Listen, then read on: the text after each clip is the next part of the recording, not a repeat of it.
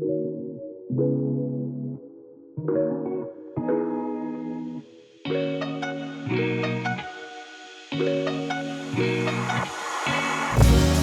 and welcome to Healing Spaces, design dialogue for mental health, where we discuss the latest topics in behavioral and mental health design with industry experts and thought leaders. Today, we're going to dive into how ergonomics impact patient outcomes in behavioral health spaces, a feature that we feel is often overlooked when designing behavioral health facilities. I'm your host, Daniel White, principal at Pineapple, and we're creators of mindfully designed furniture for secure environments. Today, my guest is our very own Melissa Steach, Pineapple's Regional Engagement Manager. Melissa is an artist, an author, speaker, and researcher who brings a unique interdisciplinary lens to behavioral health design. She's worked across multiple industries, and that breadth really informs her approach to creating safer, more supportive environments. She's done important work in ergonomics and workplace design, especially how environments shape both patient experience and staff well-being. And that's what we're diving into today. Welcome, Melissa. Hello. First of all, can you give us a quick insight into your career journey and how you ended up here today? Absolutely. As you know, my path hasn't been clear, but every step has been centered on how people interact with their environment. I started as an artist, moved into psychology, and worked in roles where I could apply those insights to workplace design. And then I eventually earned my PhD in industrial organizational psychology with a focus on human factors so that I could ground my artistic instincts in research. Over time, I realized that behavioral health is where design becomes truly life changing. Today, with Pineapple, especially, my work blends ergonomics, environmental psychology, and trauma-informed design to help organizations create spaces that actively support healing for both patients and staff.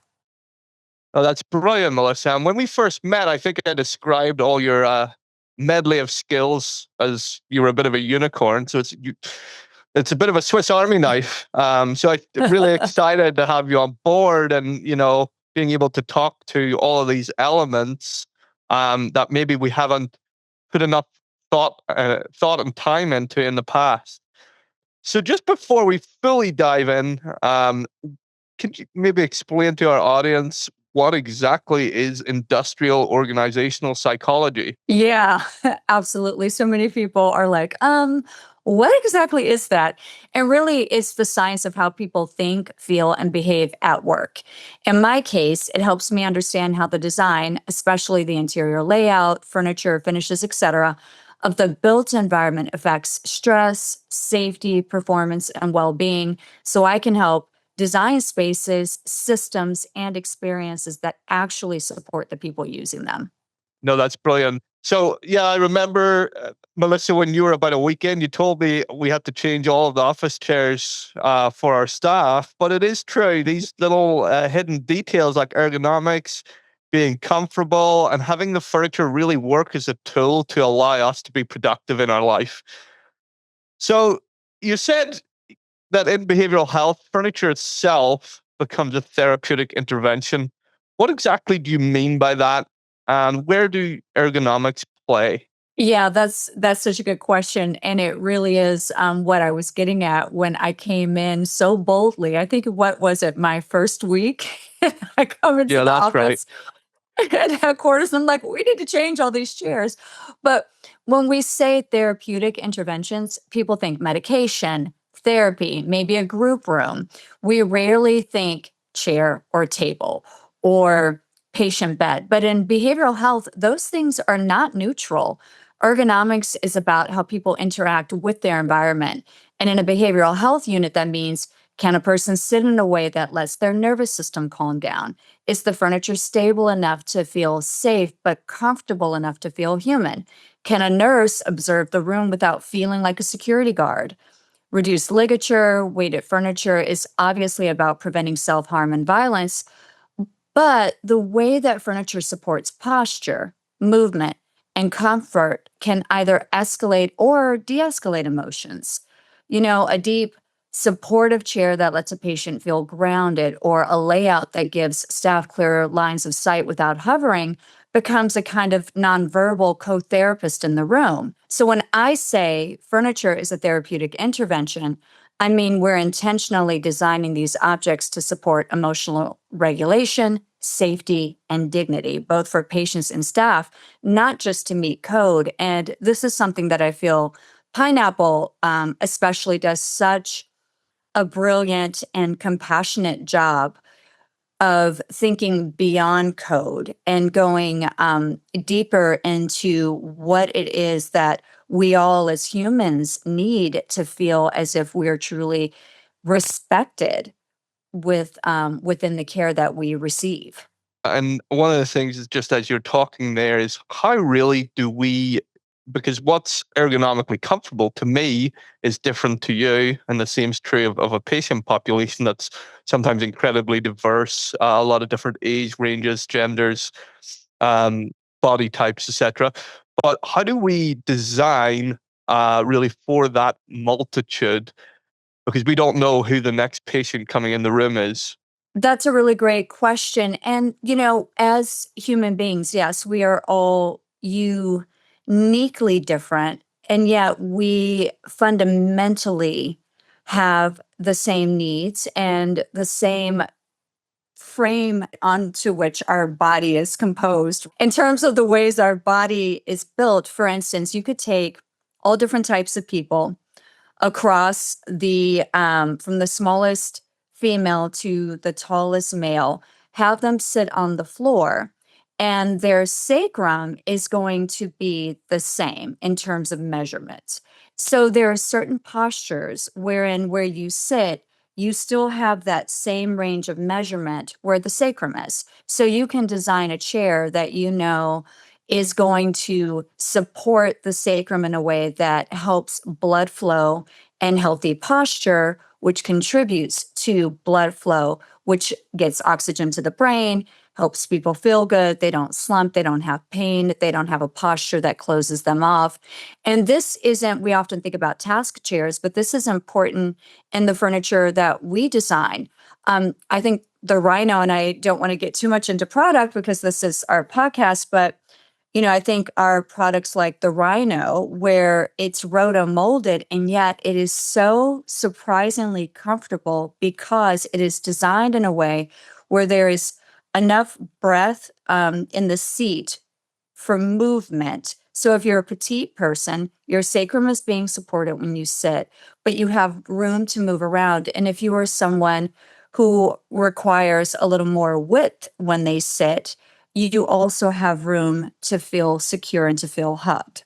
Yeah, and I think that's a really good point, and how patients feel secure when they're within the unit, when they're interacting with furniture. I'm namely going to mention. Obviously, the great example of that is where we developed a rocking beanbag chair. It's been well Yeah. documented. And that touches all of those vestibular stimulation points, and that rocking actually turns the fight or flight off in your nervous system. The patient feels supported, but they can also use it for self-regulation. And in that instance, we are actually able, it's a good testament to good design, and a lot of lived experience went into the development of that product, but we were actually able to reduce the number of times that patient needed to be physically restrained by 75%. So I think that's a good example, do you think, Melissa, of really how those ergonomics really play into de-escalating maybe a patient that's having the worst day of their life? Absolutely. And no matter their size, those points are still being touched because of the way the chair is designed in the middle, where it allows a person to, in a way, kind of snuggle into it. So no matter their size, they're able to get the parts of their body that need to be stimulated in the positive ways, and also to feel comfortable and feel as if they are being hugged, whether they are tall or small. No, I agree. I agree. And we developed that as well so a child can get into the fetal position, which is a very comforting position for a child. So, Melissa, you work from a macro ergonomic systems lens. How does that change the way we think about behavioral health environments and outcomes like we just mentioned? Traditional ergonomics might ask, is this chair the right height? That's the traditional way of looking at it. Macroergonomics zooms out and asks, how do space, tools, policies, staffing, and even culture all interact to support or sabotage care? In a behavioral health unit, that's everything from where we place the nurse's station, to how far staff have to walk, to whether furniture layouts support safe observation and quick de escalation. If staff are constantly working around poor layouts or unsafe furniture, it adds friction, fatigue, and burnout. And we know burnout is directly linked to patient safety issues. So when we design from a macroergonomics lens, we're not just buying safe furniture, we're co designing systems. Can staff see and reach patients quickly?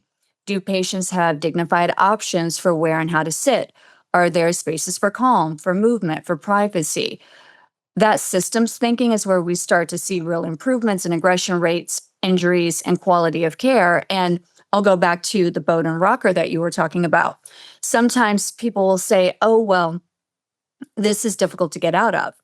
Well, it's designed for that. It's designed to not only de escalate, like you were describing, and to help ameliorate someone's heightened state when they are having perhaps the worst day of their life, but also if they are in an agitated state and they want to try and jump out of the chair to dart across a room, it's difficult.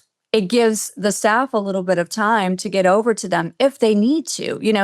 There are a lot of intentional design elements that we have to sometimes, if we're going around as designers or as specifiers, we have to, when we try out this furniture, we have to shift our mindset very often and put on a different cap and maybe imagine what we've felt like at points in our life. And I'm sure at some point everyone has had the worst day of their life and put themselves in that mindset just for a moment and imagine not only what they would need to feel like, but then how would they, as a caregiver, perhaps, how would they need that furniture to help them better help the person they care about?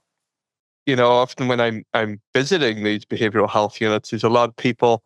Sometimes, we're going to help. So I'm not trying to write off any particular care groups, but often the furniture, the layouts per the ergonomics isn't working. There's people sitting on the floor.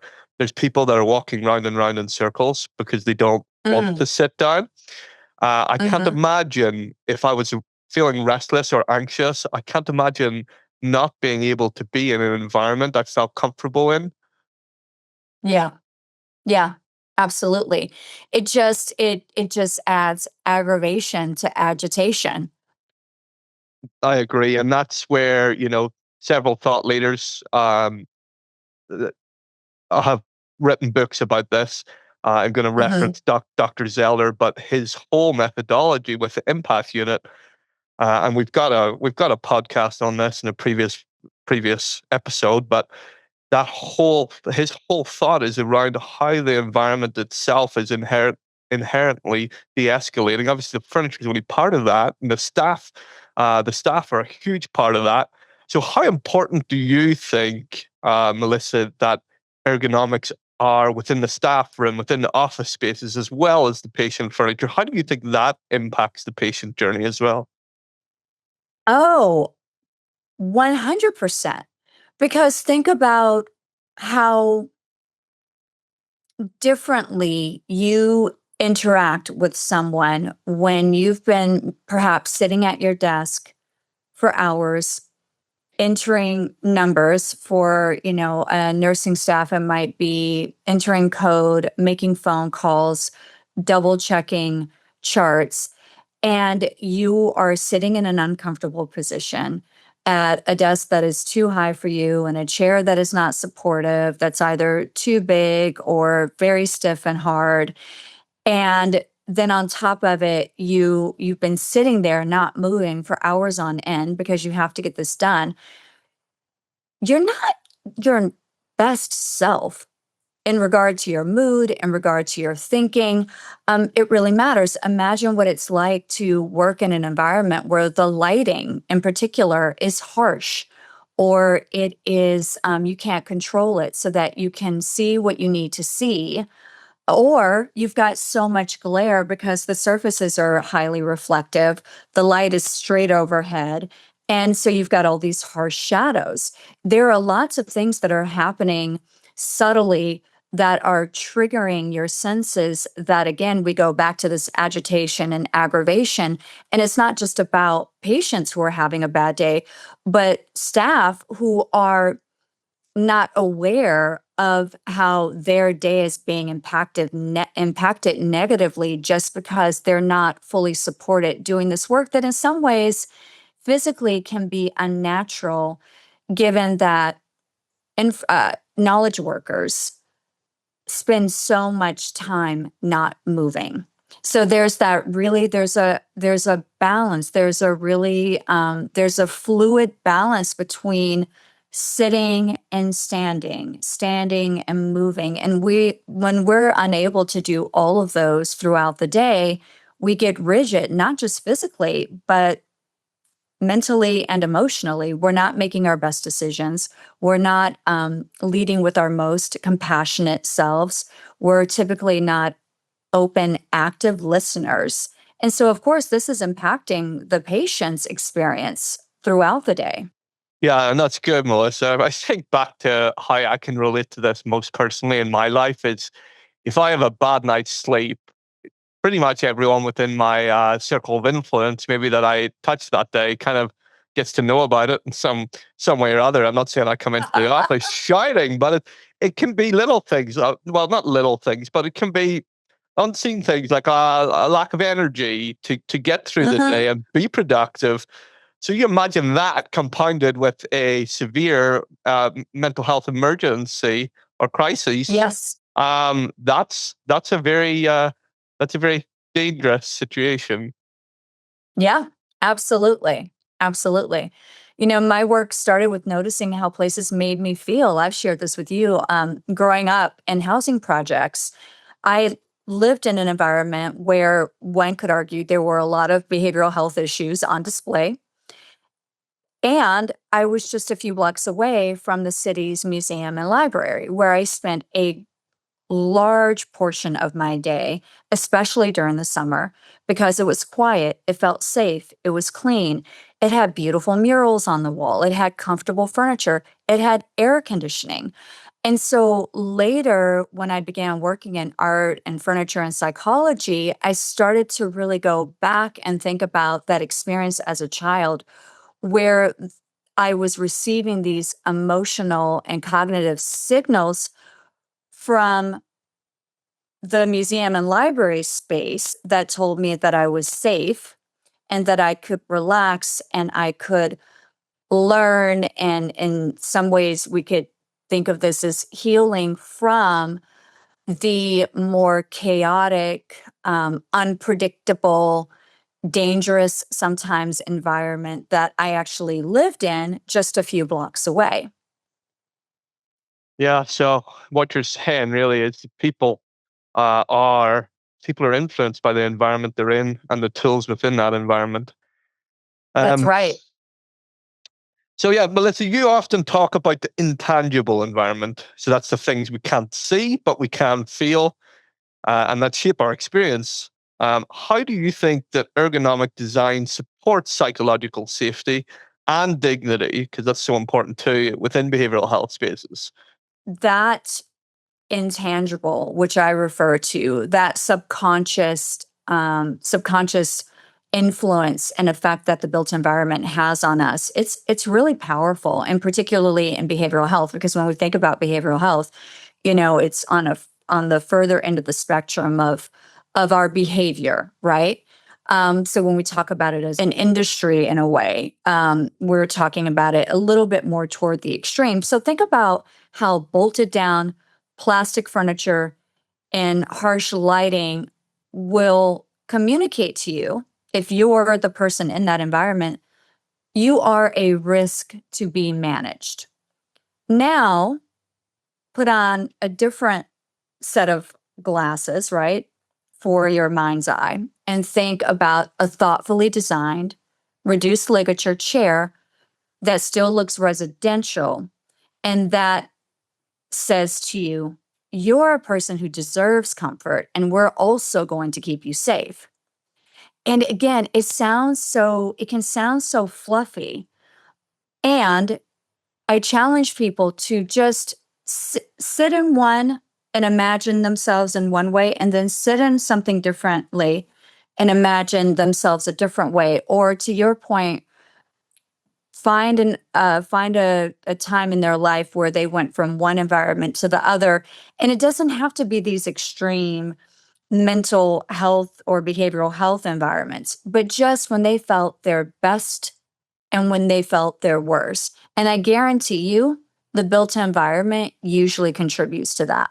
Yeah, no, that's so key, Melissa. And I think, across my work, well, first of all, the UK, also did a lot of work in Europe, um, and now America. I think as an industry, I love that we're having these conversations, that we're bringing together thought leadership uh, individuals on this podcast, but also the conversations that we're having with caregivers every day. I think it's so, so key to all collectively work across all of the different interdisciplinary stakeholders, to really improve the built environment for patient care and for the staff that work there. I love that we're having these conversations. I think, my overall, I say this to people that I see in the street, my overall observation, and not to say that, any one country's been doing it wrong, but I think there's a lot that's happened across Europe in terms of providing healing environments that we're now starting to see come into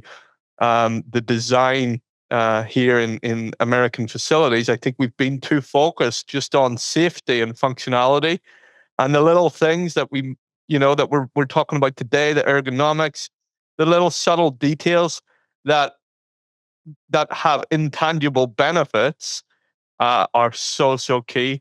And I think there's a lot more conversations happening around how, we can support that. And Pineapple, certainly it's very aspirational to be part of a movement that's really working every day to change patient outcomes in the small intangible ways. Yeah, I agree with you. I think that what you're saying really gets to the heart of a question of behavioral health design, especially in the US.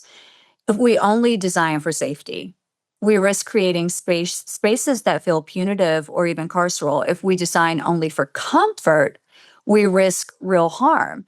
And really the challenge, if we choose to accept it, the mission, if we choose to accept it, is that the work is in the both and so I love how here we talk about reduced ligature and anti-weaponization without sacrificing humanity.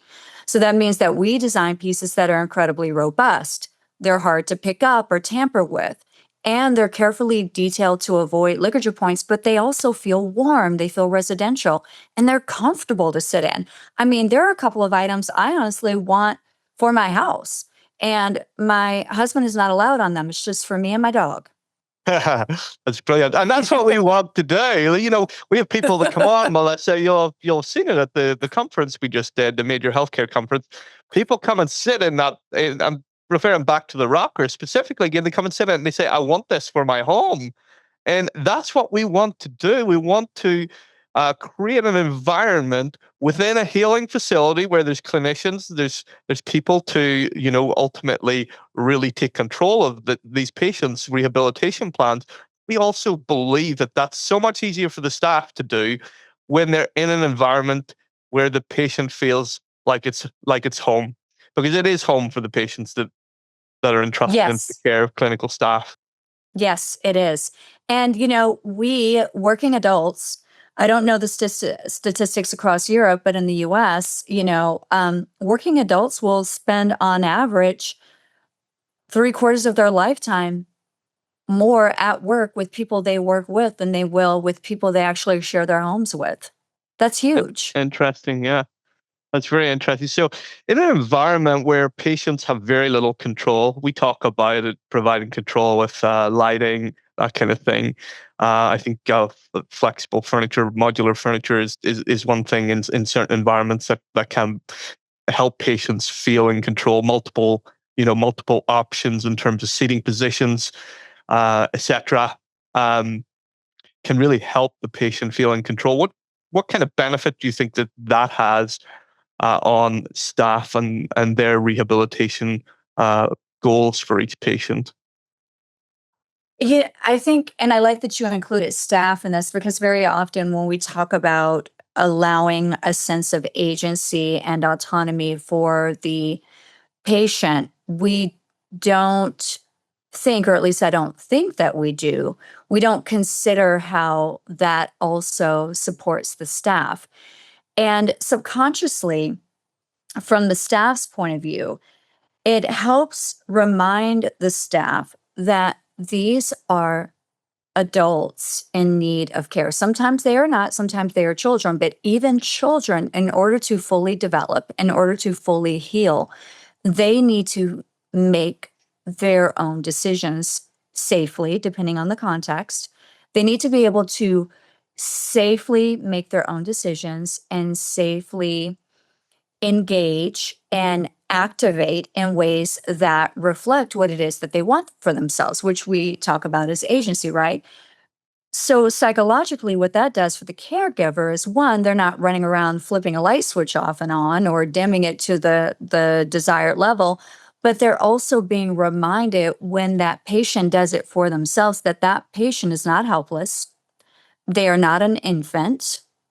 They are a human being with their own preferences, and they can make some choices and advocate for themselves. And so it's a very empowering thing that happens when you allow patients to have some sort of control. So, first, from the patient point of view, they get to manipulate and use the space to varying degrees of safety, again, depending on the context that suits them and feels good to them and that they feel like they've put their mark on.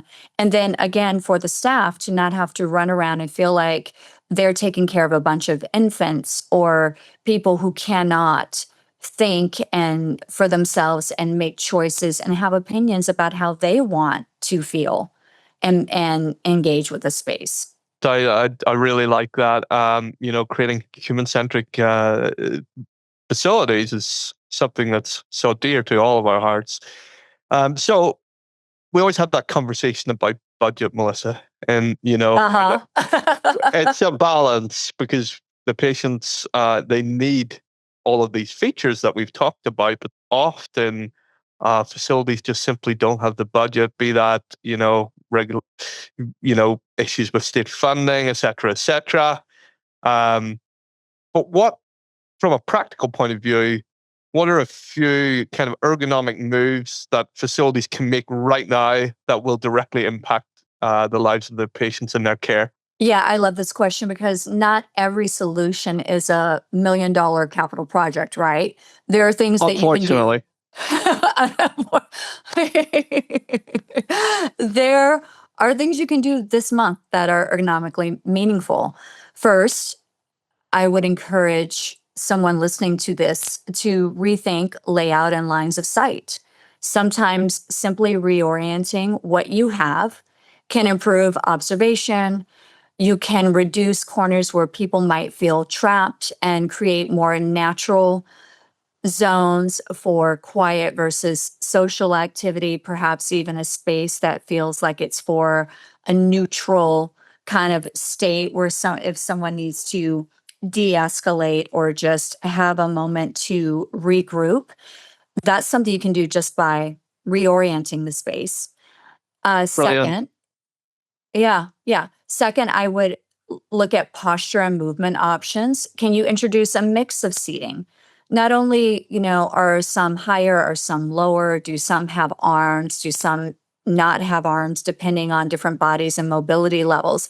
But also, or do some of the seats move? We talked earlier about that rocking sensation. That's universal.